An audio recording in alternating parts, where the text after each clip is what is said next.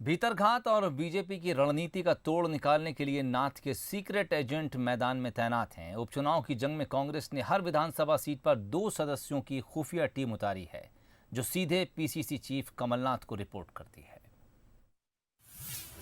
उपचुनाव की जंग में नाथ के सीक्रेट एजेंट हर विधानसभा से दे रहे पल पल की रिपोर्ट। पार्टी के भीतर घातियों की कर रहे धरपकड़। बीजेपी की रणनीति पर भी रख रहे हैं नजर।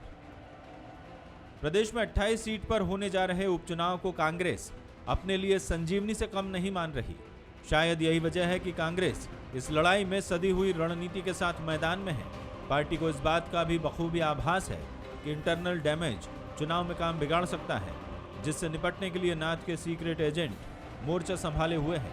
हर विधानसभा में 2 सदस्यों की टीम कैमरे और मोबाइल के साथ तैनात है, जो पल पल की अंदरूनी जानकारी पीसीसी चीफ को दे रही है।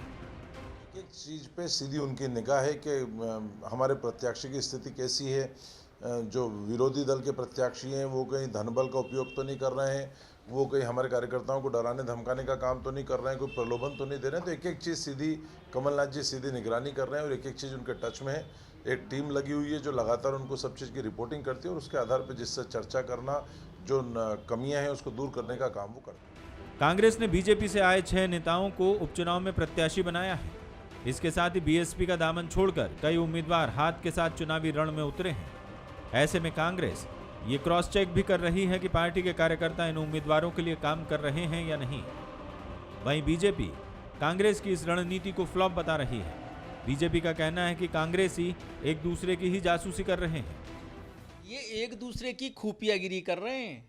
कमलनाथ जी जाने वाले हैं, कांग्रेस का नया नेता प्रतिपक्ष बनने वाला है, नया अध्यक्ष आने वाला है कांग्रेस का, इसलिए एक दूसरे की खुफियागिरी कर रहे हैं। एक दूसरे की खबरें, राहुल कांग्रेस की कमलनाथ कांग्रेस के बारे में, कमलनाथ कांग्रेस की राहुल कांग्रेस के बारे में एक दूसरे की खबरें दे रहे हैं और इसीलिए तो हंगामा है।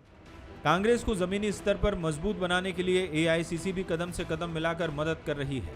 एआईसीसी के प्रभारी और सह प्रभारी लगातार चुनावी क्षेत्रों पर निगाह बनाए हुए हैं और अपनी टीम से लगातार फीडबैक ले रहे हैं। उपचुनाव का समर जीतने के लिए कांग्रेस ने बूथ स्तर पर मजबूत रणनीति के साथ कार्यकर्ताओं की फौज को मोर्चे पर तैनात किया है। ग्राउंड जीरो पर कांग्रेस की ये तैयारी कितनी कारगर साबित होगी, इसका फैसला 10 नवंबर के नतीजे करेंगे।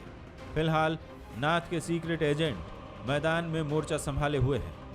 वासु चौरे, बंसल न्यूज, भोपाल। और इस खबर पर ज़्यादा चर्चा के लिए इस वक्त हमारे साथ वरिष्ठ सहयोगी विजय मांडगे खुद जुड़ गए हैं।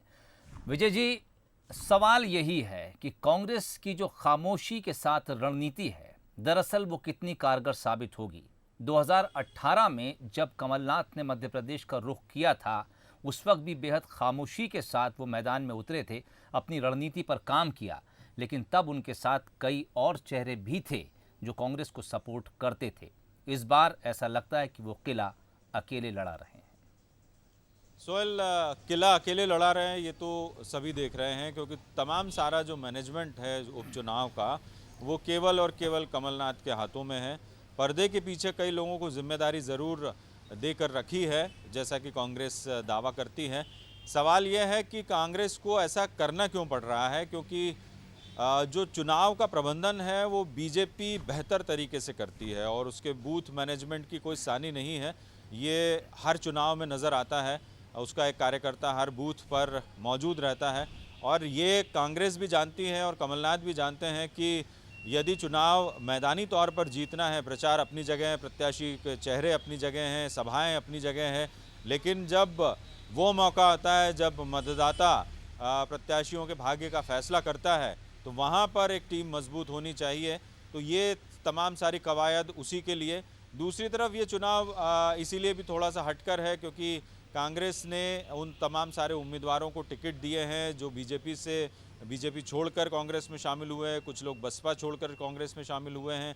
तो ये तमाम सारे जो नेता हैं उनकी स्थिति क्या है, और दूसरी तरफ क्या कोई बीजेपी अंदरूनी तौर पर कोई और तो चाल नहीं चल रही, क्योंकि इस चुनाव से पहले कांग्रेस को बहुत झटके लगे हैं।